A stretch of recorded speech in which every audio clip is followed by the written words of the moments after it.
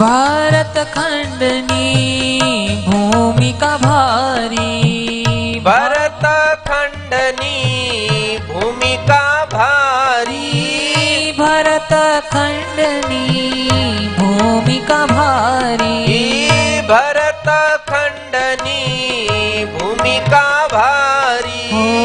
જોગ મૂલખ જોગય મૂલખ ફેર ફેર નાવે, વારંવાર મનુષ્ય તન નાવે, વારંવાર મનુષ્ય તન નાવે.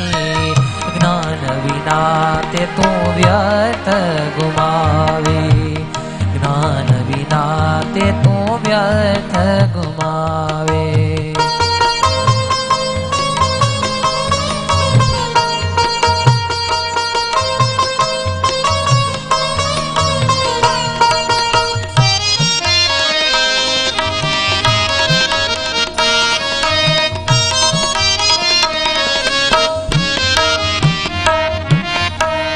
ચિંતામણીમય દેહ મનુષ્યનો, ચિંતામણીમય દેહ મનુષ્યનો, ચિંતામણીમય દેહ મનુષ્યનો, ચિંતામણીમય દેહ મનુષ્યનો.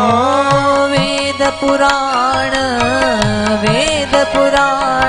ગીતા એમ ગાવે, વારંવાર મનુષ્ય તન નાવે, વારંવાર મનુષ્ય તન નાવે. જ્ઞાન વિના તે તું વ્યર્થ ગુમાવે, જ્ઞાન વિના તે તું વ્યર્થ ગુમાવે. આ ભરતખંડની ભૂમિકા એ તો ભાગ્યવંતી ભૂમિ છે, ભગવાન અને સંત પુરુષોની ભૂમિ છે. આ ભૂમિની અંદર મનુષ્ય જન્મ મળવો ને એ તો વારંવાર એવો લાભ નથી મળતો. બહુ જન્મના પુણ્ય મારા ને તમારા મળ્યા છે ને ત્યારે આવો યોગ મળ્યો. અને એમાંય વાલા ભક્તજનો, ભારતની ભૂમિમાં જન્મ મળ્યા પછી પણ આવા સ્વામિનારાયણ સંપ્રદાયનો યોગ થવો, સાચા સંતોનો સત્સંગ મળવો ને એ તો દુનિયામાં દુર્લભમાં દુર્લભ, કિંમતીમાં કિંમતી જે વસ્તુ કહેવાય ને એ આજે મને ને તમને હાથમાં મળી છે. એટલે આજે આપણા જેવું તો આ જગતની અંદર બીજું કોઈ ભાગ્યશાળી નથી, અને હવે આનાથી ઉપર બીજી મોટી કોઈ પ્રાપ્તિ પણ નથી. જે દુર્લભમાં દુર્લભ પ્રાપ્તિ કહેવાય ને એ મને અને તમને મળ્યા પછી છે. કેવા અદ્ભુત અવિનાશાનંદ સ્વામીના શબ્દ છે, ચિંતામણીમય દેહ મનુષ્ય. ચિંતામણી એટલે એક મણી આવે, આપણે જેવું ચિંતન કરીને એવું તરત હાજર કરે. એ ચિંતામણી જે પુરુષના હાથની અંદર હોય, જે ચિંતવે એને મળે.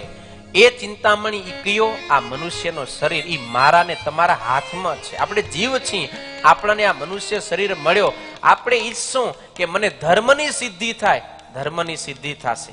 મારી તમામ આલોકની ઈચ્છાઓ પૂરી થાય, ઈચ્છાઓ પૂરી થશે.